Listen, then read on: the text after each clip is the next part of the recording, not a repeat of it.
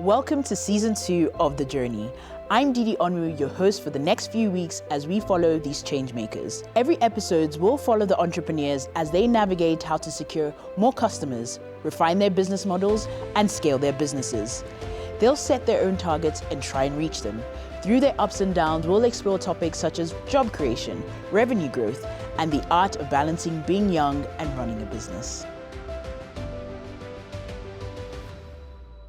Let's meet Collins Kathuli from Kenya, whose mission is to create financial inclusion for all.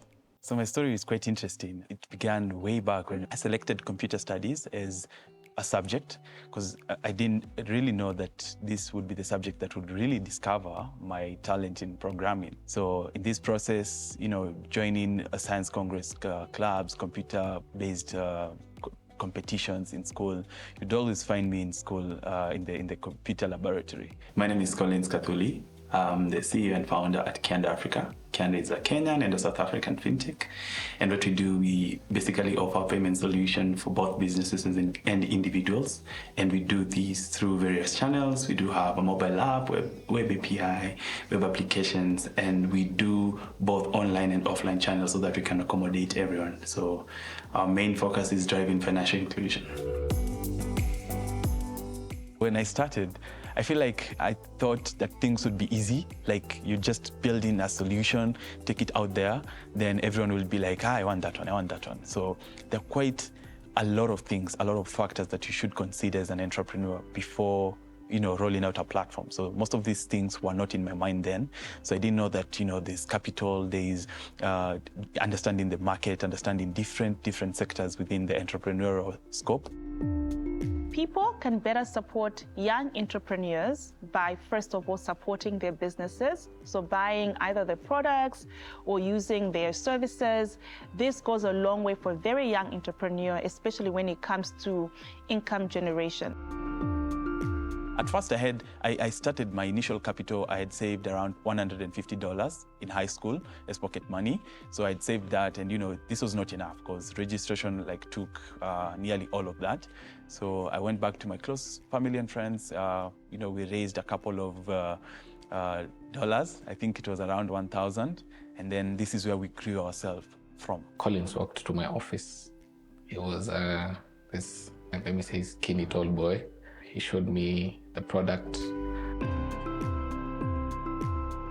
Instantly, we just clicked. It was like, I've been doing this for, it was 1.5 years by then. And I'm building a team. And I think based on how we interact, you might just be the right fit. Initially, like a lady, I refused. But he convinced me. He can be very convincing.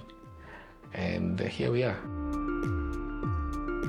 Being young, managing young people is quite interesting for me because, number one, when we get to the office with the team, we have that sort of an environment where everyone is free.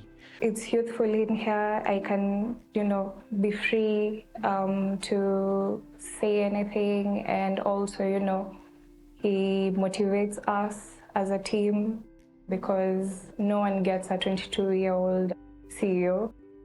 So how did you end up at Kyanda Africa? Back in 2021, I did a shoot just for the campaign for Kyanda. Since then, I think I've had ties with Kyanda. Then afterwards, Kathuli just requested me to be able to do this for customer support. And I said, why not? Working with Collins is like working with a friend.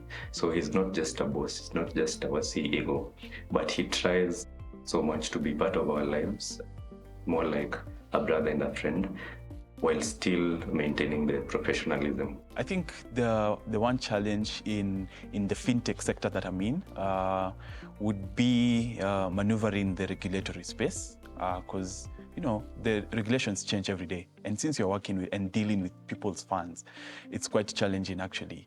Then the one opportunity in the fintech sector, I feel like people need to get more cheap ways to move around their funds. I mean, if I take $1 and give you right now, it doesn't cost anything in between. So I feel like it should be the same thing when you're digitally sending money.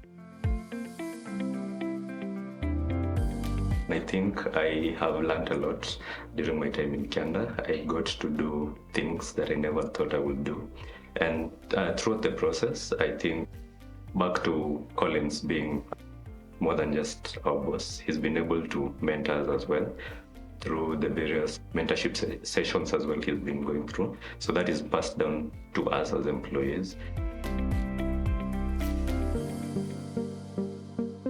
Since we last spoke, it's been almost a year. Which of the 4 grand prizes are you still interested in? Wow. Is someone allowed to say all of them? I mentioned my top 2 prizes. I think the first one is the revenue. I feel like from where we started, from an investment of $150, I think in high school I used to save a lot. I didn't spend most of my pocket money. So that's how we had at least something to start the business with. This is basically looking into the amount of revenue that a business has been able to generate over a set period of time, and that set period of time is from the start of the fellowship. The fellowship model allowed us a lot in kind of understanding the performance of the entrepreneurs within a program, and reflectively, how does that affect the performance of the business, but not just the amount of revenue that they have generated or they're generating, but rather how far they have come from the get-go all the way up until the revenue that they're generating at that point. And then the second prize is storytelling. I feel like as a young entrepreneur, the story behind how I started and how I'm pretty much like disrupting the space is really, really significant towards, motivating someone to start their business. So I feel like those are my 2 main prizes. So I don't know how I'll crack to focus on one, but we'll know. We've just heard from Collins Kathuli, and we're deeply inspired by the vision he has for his company, Kyanda. He's committed to ensuring that everyone on the continent has access to the financial services. In Rwanda, we meet Mariana Mahitiko, whose dream is to become a fashion icon. My target is to be among the best Congolese designers. I grew up with a mother who worked really hard, so I really understood the importance of working and getting money. And I always loved fashion. I used to play with Barbies. I really tried to follow on social media people who worked in my sector. I watched reality shows talking about fashion, and that's why I'm here. My name is Mariana Mahitiko. I'm a 2022 Anzisha Fellow.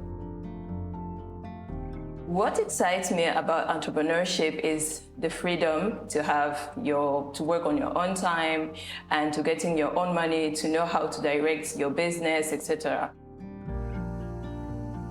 I always wanted to be financially independent, and I'm really and very passionate by passion.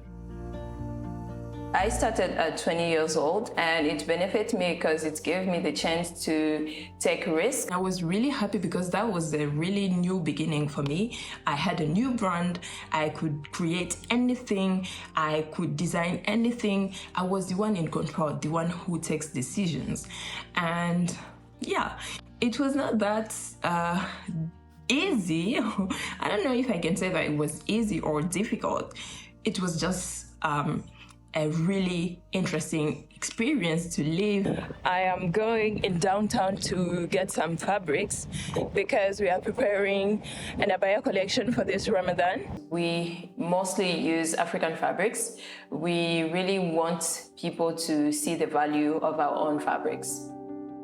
I am very excited to see how the abayas will look like. This will be our first time to make an abaya collection, and I'm so excited. So hope you guys will be here to see the results. Some misconceptions I've heard about entrepreneurship.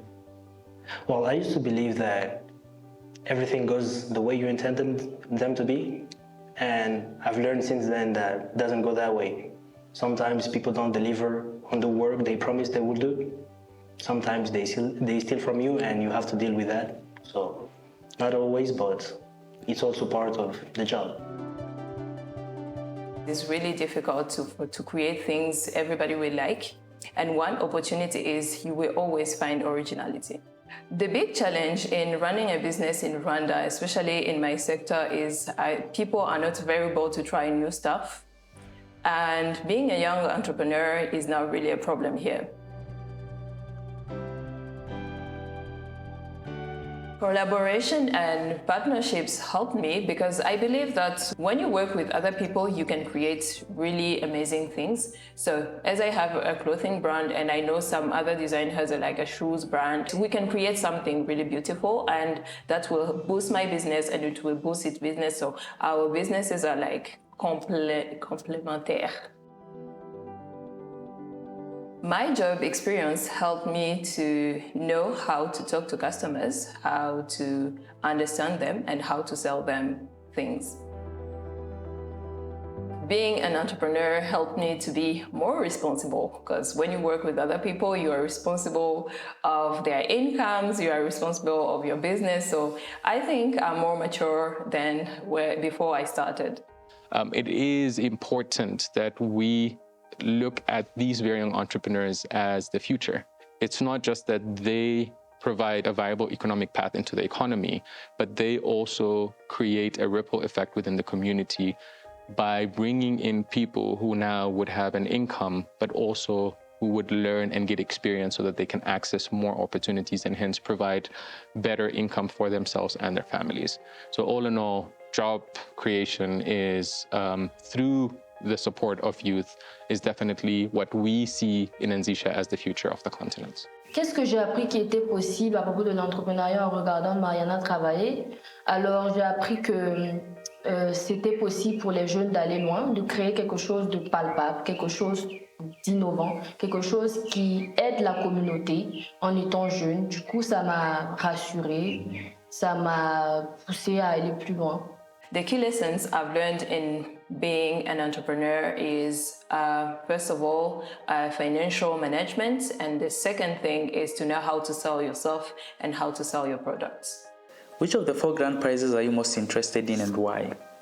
In the 4 grand prizes, I am interested in storytelling because I have a community on social media with whom I share a lot about entrepreneurship, finance independence, and a lot of tips.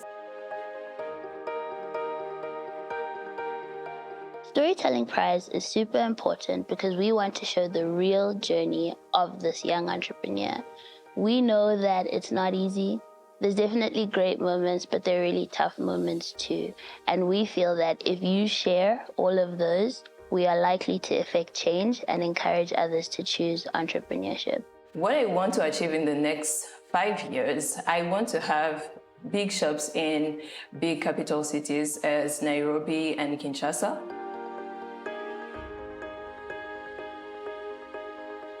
On her goal of building one of the biggest brands in Africa, I believe that I could help her. Sometimes I usually hype her a lot, and sometimes when she feels a little bit sluggish or lazy, I'm always there to remind her. So I'm always the first cheerleader, so I'll be always there to hype her up. I believe that I really help young girls and women to have stable incomes. And I remind Africans that we have our culture, we can get inspired by it, and we can dress up as Africans. Mariana's passion for fashion shines brightly in this episode of The Journey. Her vision of instilling African pride in the clothes we wear is a fashion statement that is impossible to overlook. That brings us to the end of episode 2. Collins and Mariana are both competing for the Storytelling Prize. Ambitiously, Collins has his sights set on the fiercely contested Revenue Growth Prize. Have both contenders done enough to secure a top spot on the leaderboards? The competition is stiff. Tune in to the next episode to watch the journey unfold.